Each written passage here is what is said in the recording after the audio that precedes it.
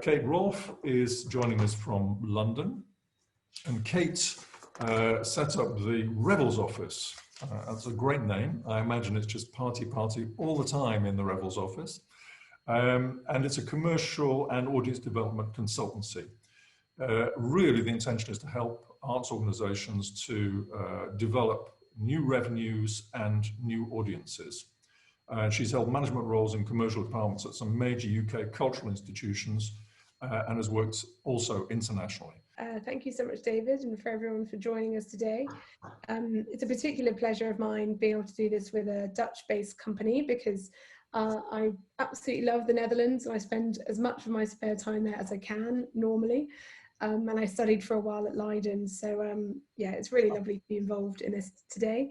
So what I'm just first of all going to do is just get the technology sorted. Let's share my screen with you and let's get this slideshow up and running. So yes, here we are. What I thought I would speak to you about today is a new program that I've been running recently, which is specifically designed to help arts organisations to rethink how they traditionally have operated and to discover new value for the future. I call it Culture Sprint. So what is Culture Sprint? It is based on the tools of design thinking, which I use a lot in my own consultancy work. And the basic principle is to deconstruct challenges, work collaboratively across teams and expertise to explore solutions, and then rebuild into an action plan that you can then test and learn from. An important principle is to keep questioning why things are as they are and why you are making the decisions that you do. And interestingly, David, you just used reference to dreams.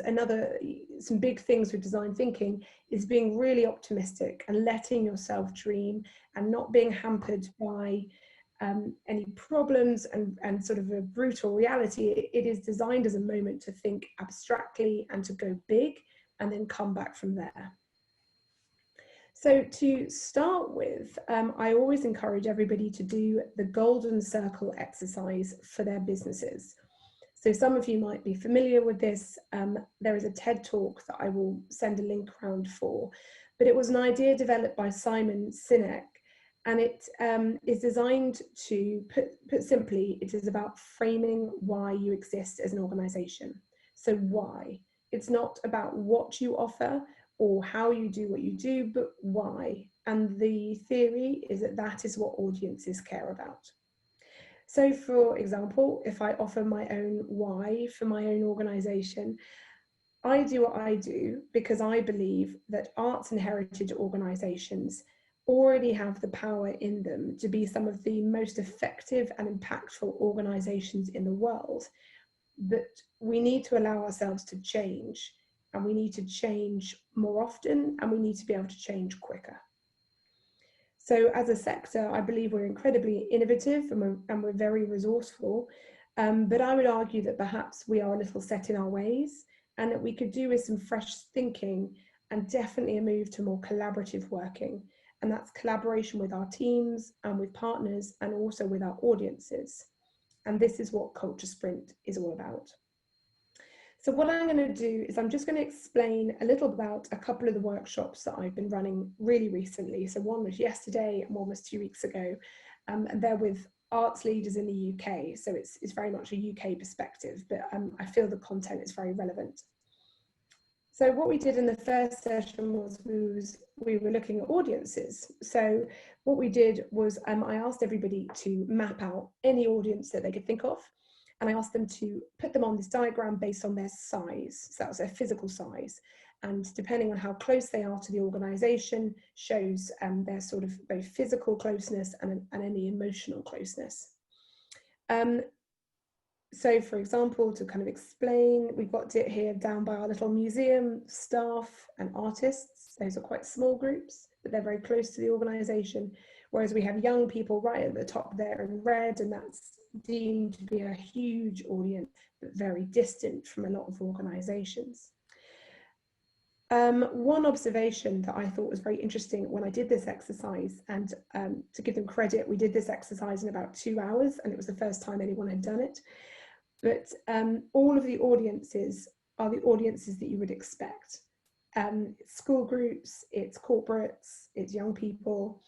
There was no real look at audiences that we don't currently have. There was a little bit, but this was something I thought was missing, and I will come back to shortly. So the next move was to take all of those audiences and remap them to look at value. So of course this is very subjective, because the value might be financial, social, artistic. It could be about reputation or your brand. But what we ask people to do is have a go. So just try and define the value. So for example, you've got down in a dark green staff. So we felt that they were very high value. Previous clients are deemed very high value. Whereas we have under fives, they're in the middle. Under fives, we said they're low value. The under fives are not big spenders. Let's give them a light green. And then the last step. So we moved all of the higher value audiences close to the museum. And if we're being very brutal, this is a sensible business decision, is you should move the people that offer the higher value closer to you. And also equally, those are the people that you offer the highest value to. So you'll see now that technically under fives here at the top in the light green, technically we should just not engage with those groups. So bye-bye under fives, we're not going to look after you. Now, of course, that's not quite right in reality. And also this diagram demonstrates the huge range of audiences that arts organisations are trying to engage with. So an important step here is to sense check. And really this is where feelings come in. So we do ask participants if, how do you feel about this? Does it not feel right? Or is there some extra information you know that might change things? So in fact, do our lovely under five audiences actually come with their very high value parents? Or is there a potential deal that you might be doing with a kids broadcaster that would mean under fives are actually very valuable? Or perhaps your core purpose is education for young people, in which case the under fives would be a much higher value. So it's really important to rethink your diagram, and it is purely an exercise.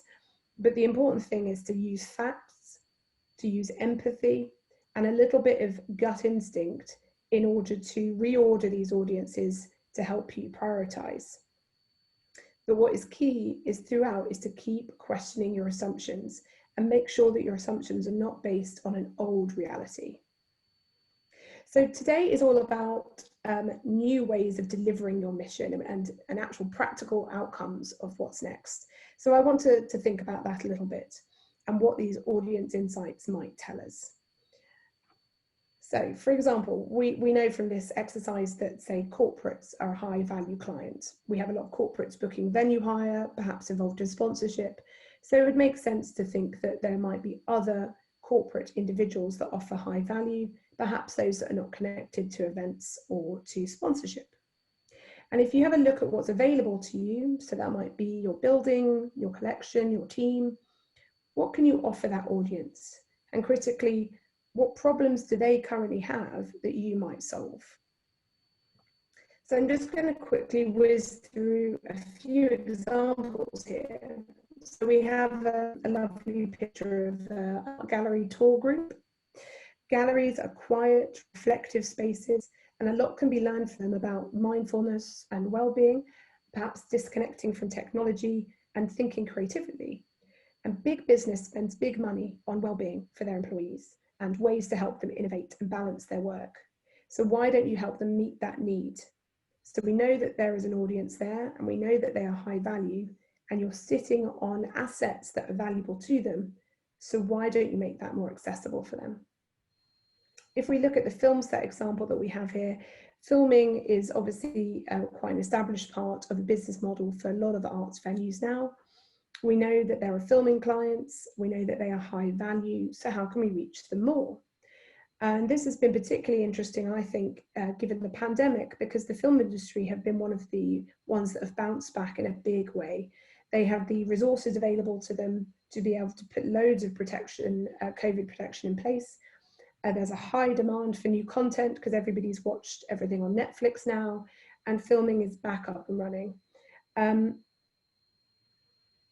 interestingly, events, a lot of events have essentially become broadcasts where they need interesting backdrops in order to have digital events. So essentially venues that are going to become the studios for those broadcast events. So here we see an opportunity to hugely scale up an existing market if we can make working with them more attractive. And my point here is that although a lot of arts organisations are doing very well in welcoming filming in, there's a lot of hesitation about the safety of that, the impact on the collection, the impact on any daytime audiences.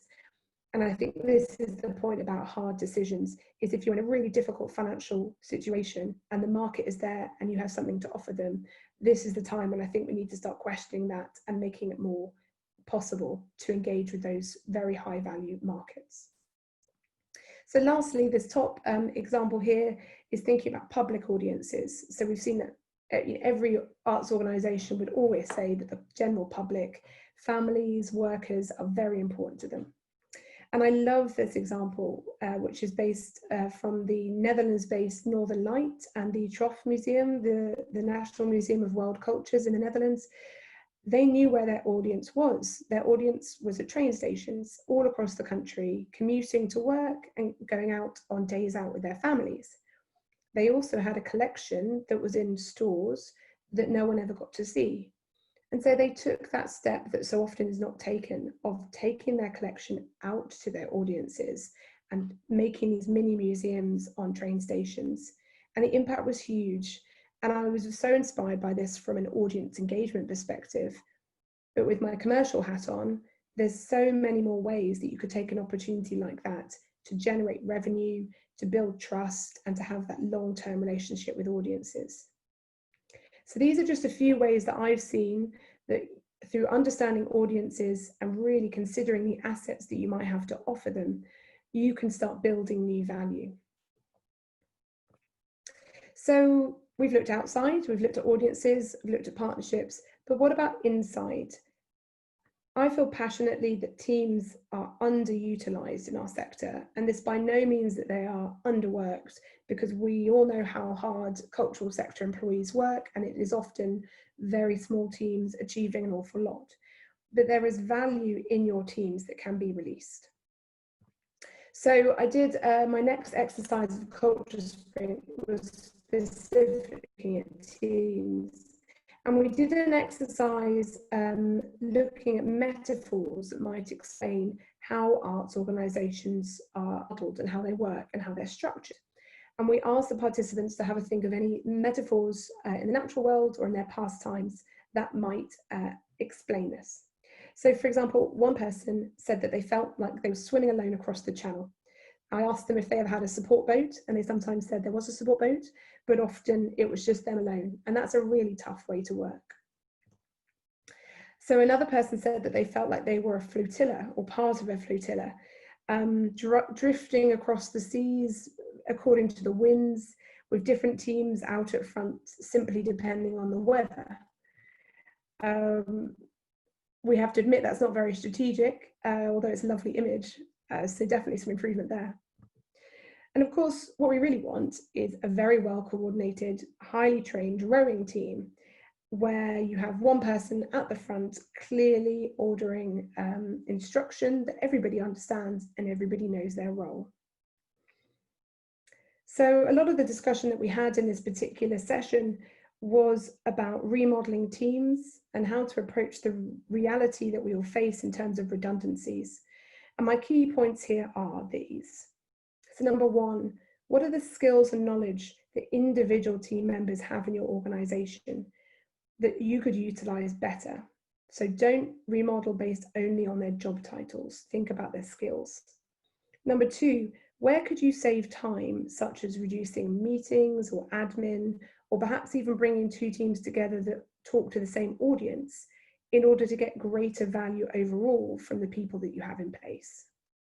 And number three, have you fully listened to your teams and empowered them to achieve what you hired them to do? So this is about taking a step back and thinking, is there anything that you can do to change how you work or how the organisation is structured that would let people be more effective and give back that much needed return? So what is key in the cultural sprint process really is listening to teams that you might not usually work with, having empathy with them and sharing insights. And my feeling is that generally, due to the very mixed expertise that you have in arts organisations and the high demands on them, that we often end up very siloed, and that it is actually collaboration and transparency that is going to help arts organisation weather this storm and come out all the better.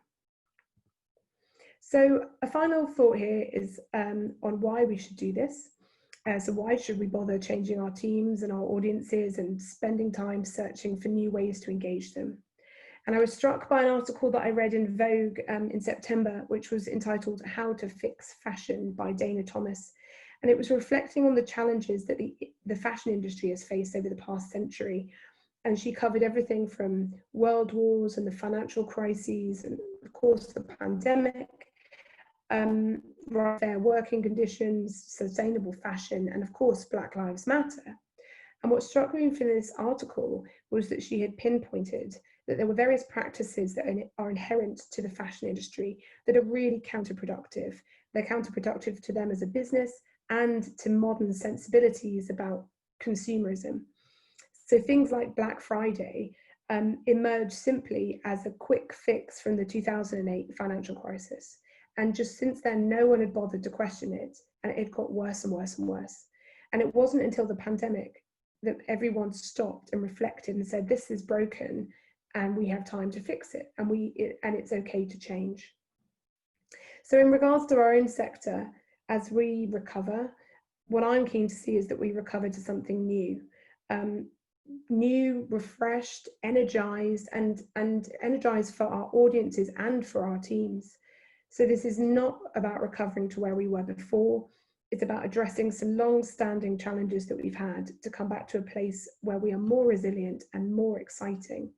And what's key to this is letting ourselves rethink, letting ourselves listen to each other and our audiences, allowing time for testing, allowing time to fail, and then exploring this together so that we can all do what we do best, even better.